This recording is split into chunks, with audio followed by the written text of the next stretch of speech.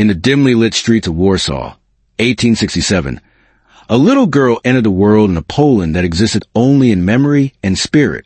They named her Maria Sklodowska, a name that would one day echo through the halls of science as Marie Curie. But for now, she was simply Maria, the youngest of 5 in the humble home of a teacher struggling to make ends meet. Her father, the Ladislaw Sklodowski, a mathematics and physics instructor, possessed a fervent love for knowledge, though his aspirations were often dimmed by the Russian Empire's oppressive rule. Her mother, Bronislawa, ran a boarding school for girls, instilling in her children a deep sense of dignity, a thirst for learning, and unwavering discipline. Tragedy struck early, casting a long shadow on young Maria's life. At just 10 years old, she lost her mother to tuberculosis. The pain of that loss quietly forged within her a remarkable strength, one that would later sustain her through incredible hardships. Education became her sanctuary, her refuge from the world's harsh realities. Poland was under the yoke of Russian domination, and opportunities for women, particularly in higher education, were virtually non-existent. But Maria refused to be confined by these restrictions. She secretly attended the Flying University, an underground institution where students gathered in hidden rooms and basements to explore forbidden subjects like science and philosophy. By candlelight, Maria absorbed everything she could, physics, chemistry, mathematics, as it prepared her mind for a destiny the world couldn't yet imagine. Her brilliance was undeniable, and she graduated at the top of her class. Yet, her path forward was fraught with obstacles, poverty and the suffocating grip of political oppression. Universities in Poland were closed to women, and her family lacked the resources to send her abroad. Determined, Maria made a pact with her sister, Bronislawa. One would work tirelessly to support the other's studies in Paris. For years, Maria worked as a governess, tutoring the children of wealthy families in the countryside. By day, she tended to her duties, but by night, she immersed herself in textbooks, fueling her insatiable curiosity. Her employer saw only a quiet, diligent young woman, unaware of the dreams of splitting atoms and uncovering the unseen that danced in her mind. Those years were arduous. She lived in meager rooms, often foregoing meals to save money for her sister's education. Yet, even in solitude, she found purpose. She meticulously observed nature, experimented with simple chemicals, and devoured scientific journals whenever she could find them. Nothing in life is to be feared. It is only to be understood, she once wrote, a belief that took root long before she became a celebrated scientist. When her sister finally completed medical school and married, it was Maria's turn. In 1891, at the age of 24, she packed her few belongings and boarded a train to Paris, her heart filled with hope and determination. Though her command of French was limited, her resolve was unshakable. She enrolled at the Sorbonne University, studying physics, mathematics, and chemistry alongside predominantly male students who often doubted her abilities. Life in Paris was a relentless struggle. Marie often fainted from hunger and the biting cold. She rented a tiny attic room where she studied by candlelight, wrapped in blankets because she couldn't afford heating. But her mind blazed with an insatiable thirst for knowledge, a flame brighter than any earthly fire. She earned her degree in physics in 1893, and another in mathematics the following year, a rare accomplishment even for men at the time. Her professors recognized her exceptional genius. One of them introduced her to a quiet, intense physicist named Marie Curie. Their meeting was not a whirlwind of instant romance, but profound intellectual connection. Two brilliant minds drawn together by a shared passion for discovery. Pierre was captivated by Marie's unwavering discipline and boundless curiosity, while Marie admired his humility and unwavering devotion to research. Soon, they became inseparable, partners not only in life, but also in pursuit of scientific truth. As she gazed out over the Paris skyline, Marie could not have imagined that she stood on the precipice of discoveries that would forever redefine the landscape of physics, or that her brilliance would one day come at such a devastating cost. As Paris awoke to the dawn of a new century, Marie Curie stood at the threshold of profound mystery. The late 19th century was an era of groundbreaking discoveries. Wilhelm Röntgen had recently discovered X-rays, and Henri Becquerel had found that uranium emitted invisible rays capable of penetrating matter. Most scientists dismiss this as a mere curiosity. But for Marie, it was a siren's call, a path she was compelled to explore. She decided to make radioactivity, a term she would later coin, the focus of her doctoral research. Pierre, who had by then fallen deeply in love with her, wholeheartedly joined her quest. Together, united in both marriage and science, they began a partnership unlike any other in history. Their laboratory was far from glamorous. It was an old, dilapidated shed once used as a medical school storeroom, with broken windows and a leaky roof. The floor was uneven, and the air was thick with chemical fumes. Yet, within that miserable space, the Curies conducted experiments that would shake the very foundations of physics. Marie began by meticulously measuring uranium compounds to understand the source of their mysterious rays. She soon made an astonishing discovery. The intensity of the radiation depended solely on the amount of uranium present, not on its chemical form. This meant that the radiation was emanating from the atoms themselves, a notion previously considered impossible. Then came the pivotal breakthrough. While examining a mineral called pitchblende, she noticed that it emitted far more radiation than uranium alone could account for. Something else, something unknown, must be hidden within. Together with Pierre, she embarked on the painstaking task of isolating this new element. For months, they crushed, dissolved, and refined tons of pitchblende in their makeshift lab. They stirred boiling cauldrons of chemicals until their hands were burned and their clothes disintegrated.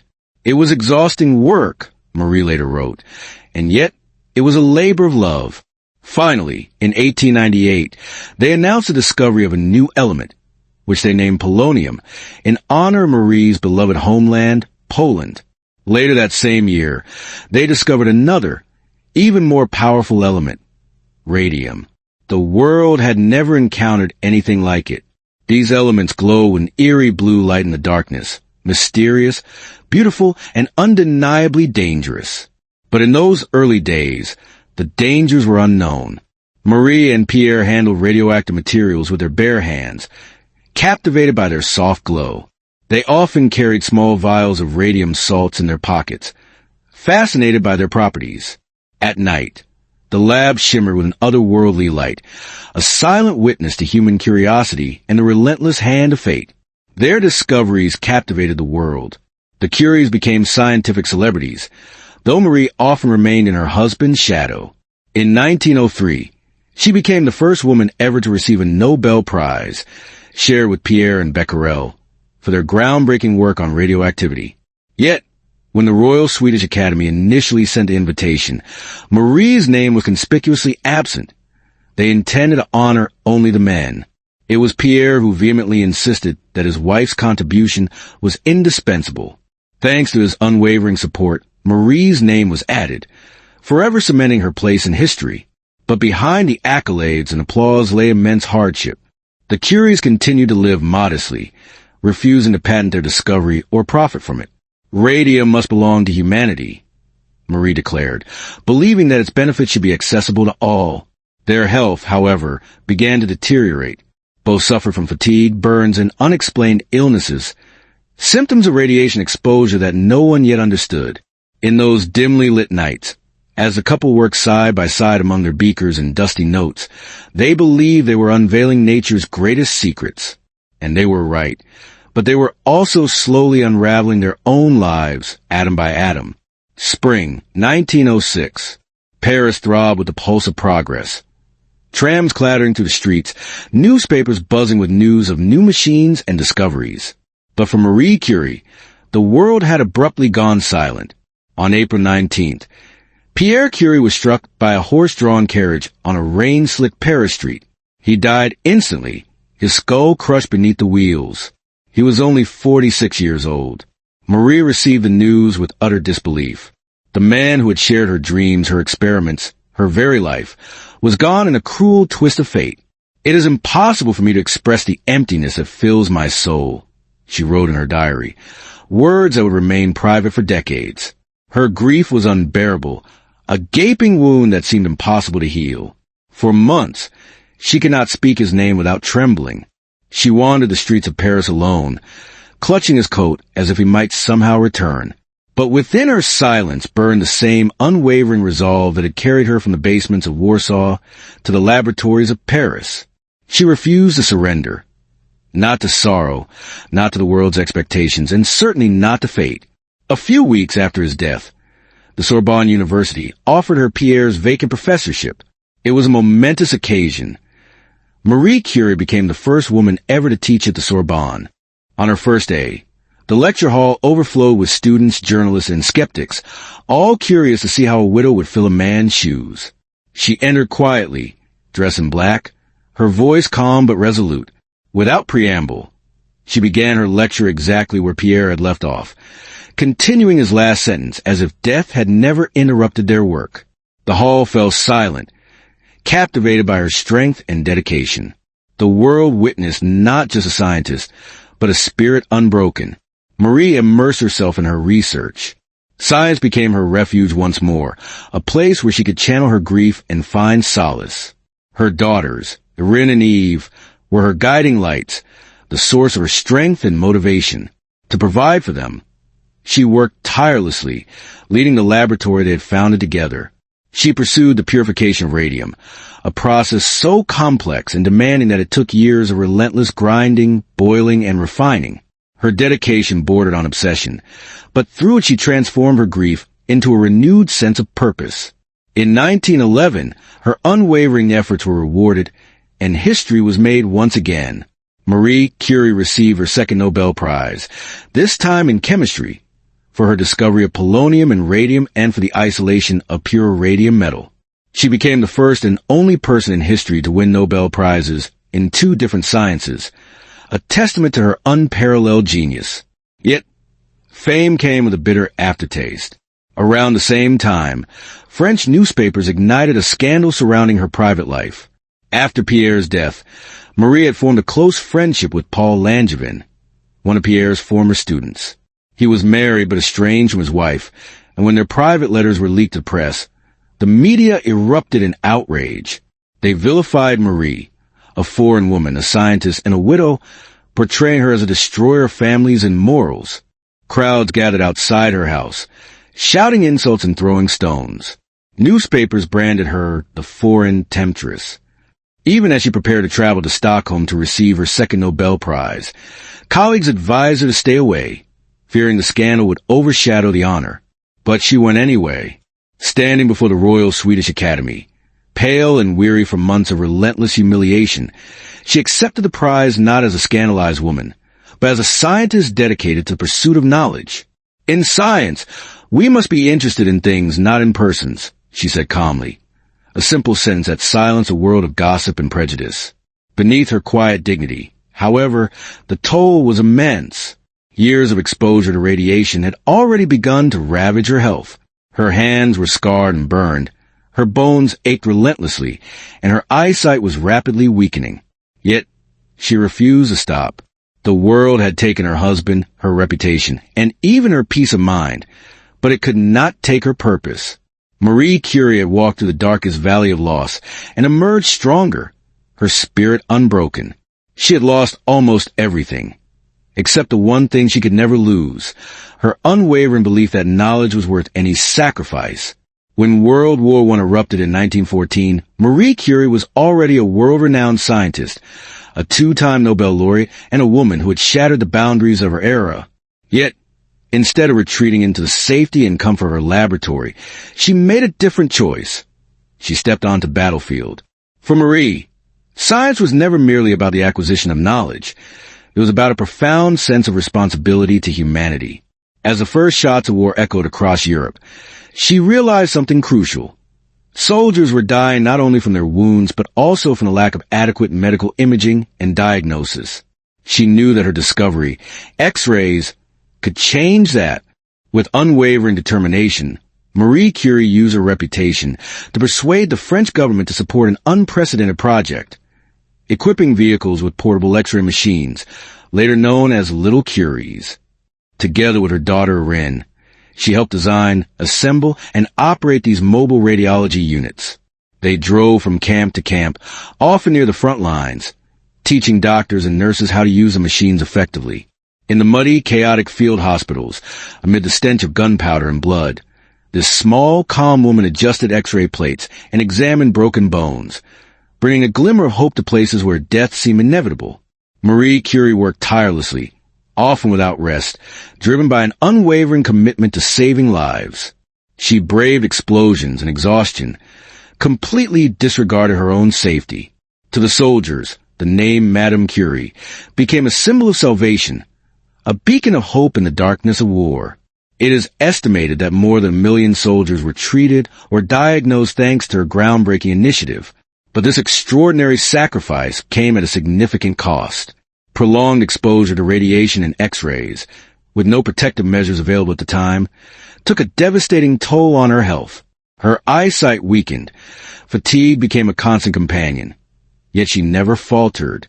In her diary, she wrote simply, "If I can help save a single life, I will not have lived in vain." When the war finally ended, France was scarred and weary, but Marie Curie's contribution stood as a beacon of light in the pervasive darkness. She was no longer just a scientist. She was a silent hero, a woman who had transformed knowledge into compassion, discovery into salvation. Returning to her research, she carried within her the invisible scars of her extraordinary sacrifice. But the light in her eyes, the light of conviction, courage, and unwavering compassion, continued to shine brightly.